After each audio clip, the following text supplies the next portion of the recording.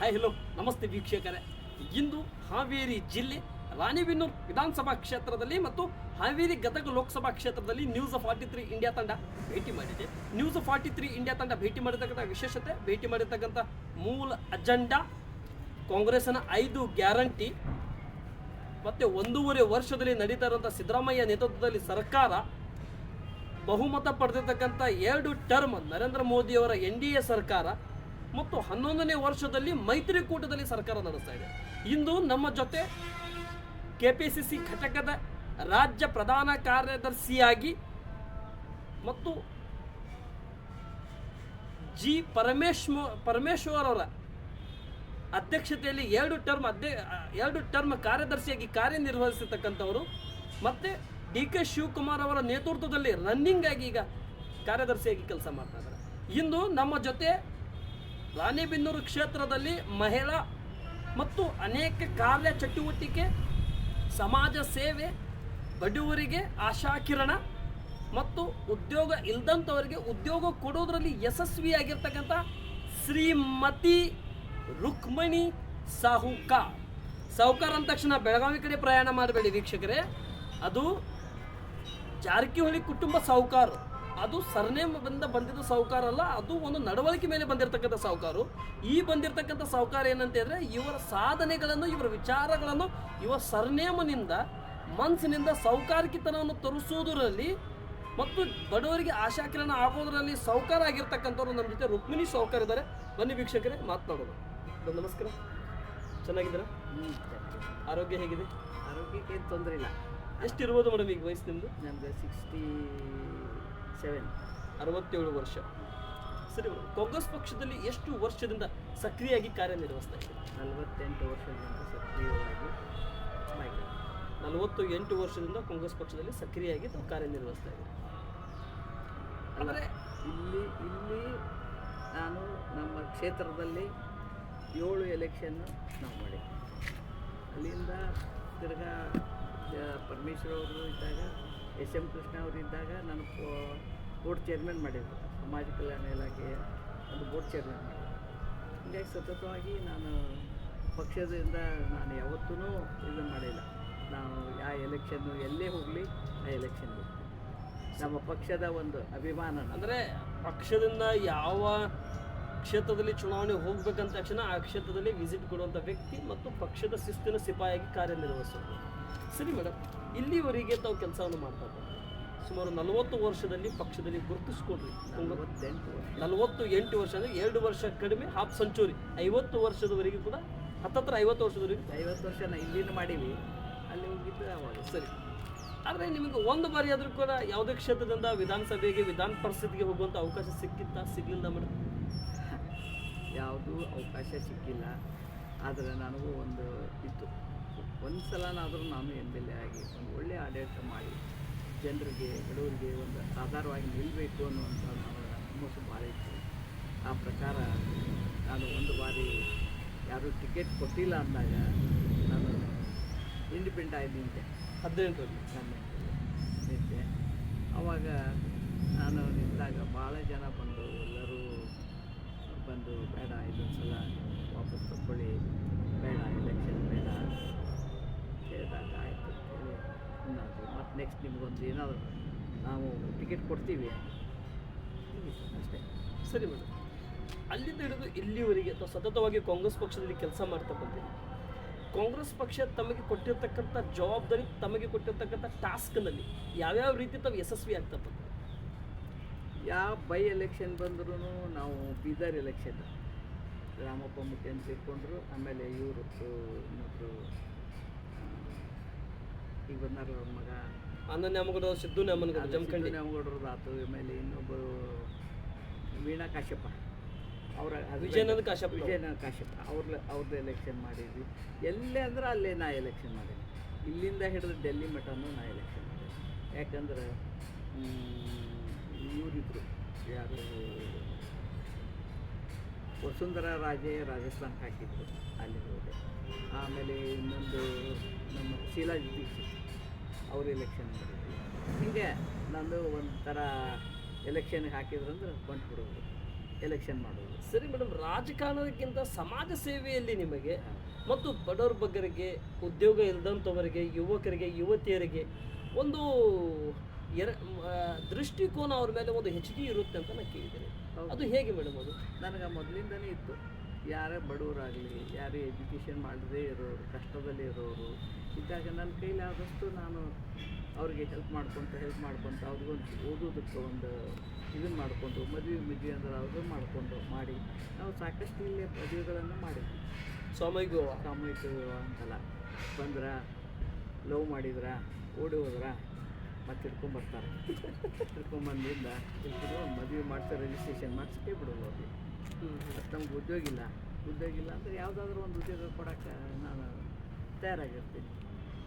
ಇಷ್ಟೇ. ನನಗೆ ಎಷ್ಟು ಶಕ್ತಿ ದೇವ್ರು ಕೊಟ್ಟಾನೋ ಅಷ್ಟು ಬಡವ್ರ ಮೇಲೆ ನಾನು ತುಂಬ ಇದು ಮಾಡಿ ಅವ್ರನ್ನು ಒಂದು ಇದು ರೀತಿಯೊಳಗೆ ನಾವು ಒಳ್ಳೆಯ ರೀತಿಯೊಳಗೆ ಅವ್ರನ್ನ ತೊಗೊಂಡು ಹೋಗ್ಬೇಕಂದ್ರೆ ಮನೋಭಾವ. ನಮಗೆ ಸಾಹುಕಾರ ಅಂತ ಐತೆ ನಾನು ದೊಡ್ಡತನ ಮಾಡೋದಾಗಲಿ ಅಥವಾ ನನ್ನಷ್ಟಕ್ಕೆ ನಾನು ಬೆಳೆಯೋದಾಗಲಿ ಏನು ಮಾಡೋದು. ನನ್ನ ಸಾಮಾಜಿಕವಾದ ಕಳಕಳಿ ನನಗೆ ಭಾಳ ಐತೆ. ರುಕ್ಮಿಣಿ ಮೇಡಮ್ ಅವರೇ, ನಾನು ಕೇಳಿದ ಪ್ರಕಾರ ನಿಮಗೆ ಈ ಕ್ಷೇತ್ರದಲ್ಲಿ ನಾನು ಬರಬೇಕಾದ್ರೆ ತಿಳ್ಕೊಂಡಿರೋದು ಹೆಸರು ಹೇಳಿದಾಗ ಹೇಳಿದರು, ಹೆಸರಿನಿಂದ ಸಾಹುಕಾರ ಇರೋದಕ್ಕಿಂತ ಮನಸ್ಸಿನಿಂದ ಸಾಹುಕಾರ ಆಗಿರಬೇಕು, ಪ್ರೀತಿ ಗೌರವ ಶಾಂತಿಯನ್ನು ಕೊಡುವಂಥ ಯಶಸ್ವಿ ಆಗಬೇಕು ಅಂತ ಹೇಳಿದರು. ಆದರೆ ಮೇಡಮ್ ಅವ್ರು ಹೆಂಗಂತ ನಾನು ಕೇಳಿದಾಗ ಅವರು ಒಂದೇ ವಿಷಯ ಹೇಳಿದ್ದು, ಅವ್ರ ಬಾಗಿಲಿಗೆ ಯಾರೂ ಕೂಡ ಹೋದರೂ ಕೂಡ ಇನ್ನೂವರೆಗೆ ಕಣ್ಣೀರು ಹಾಕ್ಕೊತ ಹೋದಂಥವ್ರು ಇನ್ನೂವರೆಗೆ ಕಣ್ಣೀರು ಹಾಕ್ಕೊತ ಬರಲಿಲ್ಲ, ಖುಷಿಯಿಂದ ಬಂದಿದ್ದಾರೆ ಅಂತ ಅಂತಾರೆ. ಅವ್ರ ಹೆಸರಷ್ಟೇ ಸಾಹುಕಾರಲ್ಲ, ಮನಸ್ಸಿನಿಂದ ಸಾಹುಕಾರ ಕೂಡ ಇದ್ದಾರೆ. ಹಾಸ್ಪಿಟಲ್ನಲ್ಲಿ ಬಿಲ್ ಕಟ್ಟಬೇಕಾದ್ರೆ ಕಡಿಮೆ ಇದೆ ಹಣ ಅಂದರೆ ಆಯ್ತಪ್ಪ ನೆಕ್ಸ್ಟ್ ಟೈಮ್ ಬಂದು ಕಟ್ಟು ಅಂತ ಹೇಳ್ತಾರಂತೆ. ಸ್ಕೂಲ್ ಅಡ್ಮಿಷನ್ದಲ್ಲಿ ಅಡ್ಮಿಷನ್ ಫೀಸ್ ಇಲ್ಲ, ನೆಕ್ಸ್ಟ್ ಟೈಮ್ ಬಂದು ಕಟ್ಟಪ್ಪ ಅಂತ ಹೇಳ್ತಾರಂತೆ. ಇಷ್ಟು ದಿನ ಟೈಮ್ ಅದು ಕೊಡ್ತಾರೆ. ಈ ಕ್ವಾಲಿಟಿ ಹೆಂಗೆ ಮೇಂಟೈನ್ ಮಾಡ್ತಾ ಬಂದಿರ್ತಾರೆ? ಇದು ಸತ್ಯನ ಸೋಲ ಮೇಡಮ್? ಇದು ಜನ ಹೇಳ್ತಾರೆ ಅಲ್ಲ, ಸತ್ಯನ ಇರೋದ್ರಿ. ಯಾಕಂದ್ರೆ ನನ್ನ ಮನಸ್ಸಿಗೆ ನೋವು ಆಗುತ್ತೆ. ಇವತ್ತೊಬ್ಬ ರೈತ, ಬಡವ ಅಥವಾ ನಮ್ಮಲ್ಲಿ ಈ APMC ಒಳಗೆ ದುಡಿಯುವಂಥವನು, ಕಾರ್ಮಿಕ ಅಂಥವ್ರಿಗೆಲ್ಲ ನಮ್ಮ ಮಕ್ಕಳನ್ನ ಓದಿಸ್ಬೇಕು ಅನ್ನೋ ಹಂಬಲ ಇರ್ತೈತಿ. ಆದ್ರೆ ನಮ್ಮಲ್ಲಿ ಬೆಂಗಳೂರು ಲೆವೆಲ್ ಫೀಸ್ ಏನು ಇರೋಂಗಿಲ್ಲ. ಭಾಳ ಅಂದ್ರೆ ನಮ್ಮಲ್ಲಿ ಒಂದು 10th 40,000 ತೊಗೊಳ್ತೀವಿ. ಒಂದು 15,000 10,000 ನರ್ಸರಿಯಿಂದ ಹಿಡಿದು 40,000ವರೆಗೆ ಇದೆ.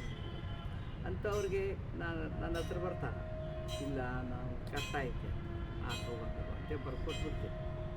ಒಂದು 5,000 ಕಡಿಮೆ ಮಾಡೋದು, 10,000 ಕಡಿಮೆ ಇಲ್ಲ, ಫೀಸ್ ತುಂಬಕ್ಕೆ ಆಗೋದಿಲ್ಲ ಆಮೇಲೆ ತುಂಬ ಇರ್ತದೆ, ಮೊದಲು ಸ್ಕೂಲಿಗೆ ಕಳ್ಸಿ. ಇಷ್ಟು ನಾನು ಮಾಡ್ಕೊಂಡು ಬಂದಿದ್ದೆ. ನನಗೆ ಒಂದು ಹಂಬಲ್ ಏನಂದ್ರೆ, ನಾ ಹಳ್ಳಿಯೊಳಗೆ ನಾವು ದೊಡ್ಡ ಜಮೀನ್ದಾರರು. ಯಾವ ಹಳ್ಳಿ ಬರುತ್ತೆ ಮೇಡಮ್? ನಮ್ದು ಇಲ್ಲೇ ಮೈದೂರು ಅಂತೇಳಿ. ಮೈದೂರು ಇದೇ ಡಿಸ್ಟ್ರಿಕ್ಟಲ್ಲಿ, ಇದೇ ತಾಲೂಕಲ್ಲಿ ಇದೇ ಶಿಗ್ಗಾಂವ್ ತಾಲೂಕು, ಸಾರಿ ಇದೇ ರಾಣಿಬೆನ್ನೂರು ತಾಲೂಕು. 8 ಕಿಲೋಮೀಟ್ರ್ ಆಕೈತಿ. ನಾನು ಅಲ್ಲೆಲ್ಲ ನನಗೆ ಅಗ್ರಿಕಲ್ಚರಲ್ಲಿ ಭಾಳ ಇಂಟ್ರೆಸ್ಟು.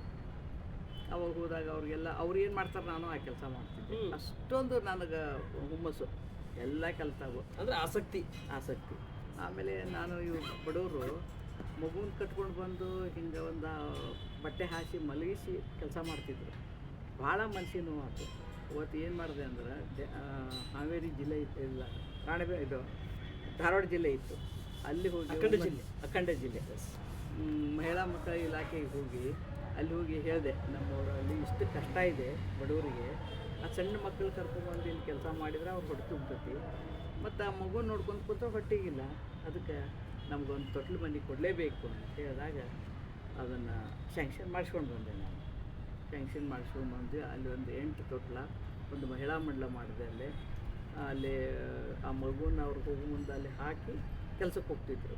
ನಾವು ಎಲ್ಲರ ಮನೆಯಿಂದನೂ ಹಾಲು, ಮೊಸರು, ಏನು ಟೊಮೆಟೊ ಆಗಿರಲಿ ಅಥವಾ ಫ್ರೂಟ್ಸ್ ಆಗಿರಲಿ ಅಥವಾ ಚಪಾತಿ ಆಗಿರಲಿ ಏನಾದರೂ ಇದ್ದದನ್ನು ತೊಗೊಂಬಂದು ಕೊಟ್ಟು ಅವ್ರ ಮಕ್ಕಳಿಗೆ ಒಂದು 3-4 ಜನ ಆಯಾಗಳು ಬೇಕಿದ್ದು ಅವ್ರು ತಿನ್ನಿಸಿ ಆಮೇಲೆ ಬರುವಾಗ ಕರ್ಕೊಂಡು ಹೋಗೋರು.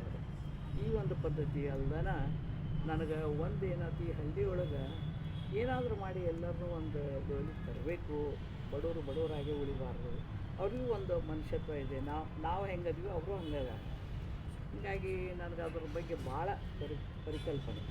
ಯಾವಾಗಲೂ ನಾನು ಬಡವ್ರ ಬಗ್ಗೆ ಯೋಚನೆ ಮಾಡ್ತಿದ್ದೆ. ನಾನು ಸುಮ್ಮನೆ ಹೋಗಿ ಕುಂಡಿರ್ತಿರ್ಲಿಲ್ಲ ಹೊಲದಾಗ. ಅವ್ರು ದುಡಿಬೇಕು, ನಾನು ಹಿಂಗೆ ನಿಂತೆ ಅಂದ್ರೆ ನಾನು ಯಾಕೆ ನಿಲ್ಲಬೇಕು, ನಾನು ಕೆಲಸ ಮಾಡ್ತೀನಿ ಅನ್ನೋದು. ಕೆಲಸ ಮಾಡ್ತಿದ್ದೆ. ಒಟ್ಟಲ್ಲಿ ನಾನು ಎಲ್ಲರಿಂದ ಅಪೋಸಿಟ್ ನಮ್ಮ ಮನ್ಯಾಗ. ಎಲ್ಲರೂ ಏನದು ಹೂ ಮಾರೋ ಮನೆ ಹುಲ್ಲು ಮಾರ್ತಿತ್ತಂತ ಇದು ಅನ್ನೋರು. ಸಾಂಬಾರ್ ಫ್ಯಾಮಿಲಿ ಎಲ್ಲ ಹೊರಗೆ ಬರೋಂಗಿಲ್ಲಲ್ಲ, ನಾವು ಹೊರಗೆ ಬಂದು ಎಲ್ಲ ಕೆಲಸ ಮಾಡಿದೆ. ಯಾರು ಏನಂದ್ರೆ ಡೋಂಟ್ ಕೇರ್ ಅಂತಿದ್ದೆ. ಹೀಗಾಗಿ ನನಗೆ ಮೊದಲಿಂದನೇ ಬೆಳ್ಕೊಂಡು ಬಂತಾರೆ.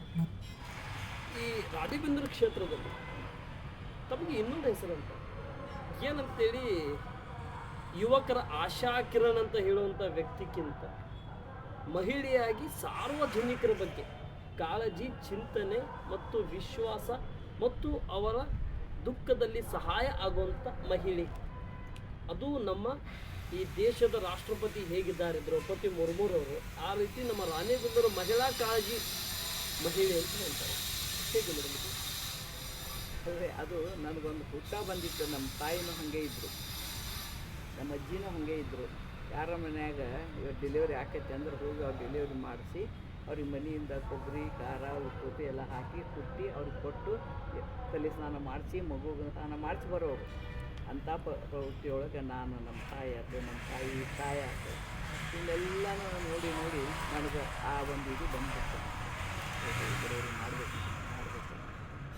ಹೀಗಾಗಿ ನನಗೆ ಅದೇ ಈಗಲೂ ಕೂಡ ನಾನು ಹಾಗೆ ನನಗೆ ಎಷ್ಟು ಸಾಧ್ಯ ಇತ್ತೋ ದೇವರು ಎಷ್ಟಾದ್ರೂ ಕೊಡಲಿ, ಅದ್ರಾಗ ಒಂದು ಸ್ವಲ್ಪ ಹಂಚ್ತೀನಿ ಅಂತ. ಓಕೆ, ಈ ಸಮಾಜ ಸೇವೆ ನಿಮ್ಮಿಂದನೂ ಅಂತ್ಯವಾಗ್ಬೋದು ಅಥವಾ ನಿಮ್ಮ ಮಕ್ಕಳು, ನಿಮ್ಮ ಮೊಮ್ಮಕ್ಕಳು, ಮರಿ ಮೊಮ್ಮಕ್ಕಳಿಂದ ಮುಂದೆ ಹೋಗ್ಬೋದು? ನನ್ನ ಮಗನೂ ಹಾಗೆ ಇದ್ದಾನೆ. ನನ್ನ ಮಗಳು ಹಾಗಿಲ್ಲ, ನನ್ನ ಮಗ ಹಾಗೆ ಇದ್ದಾನೆ. ನನ್ನ ಮಗಳು ಮದುವೆ ಮಾಡಿಕೊಟ್ವಿ, ಅವರು ಅಷ್ಟಕ್ಕೆ ಅವರು ಜಾಬ್ ಮಾಡ್ತಾರೆ, ಇರ್ತಾರೆ. ನನ್ನ ಮಗ ನಾ ಏನಾದರೂ ಒಂದು ಹೇಳಿದ್ರೆ ಅದು ಮಾಡ್ತಾರೆ. ಇಲ್ಲ ಪಾಪ ಬಡವರು ಮತ್ತು ಇಷ್ಟು ಇದನ್ನು ಮಾಡಿ ಅಂತ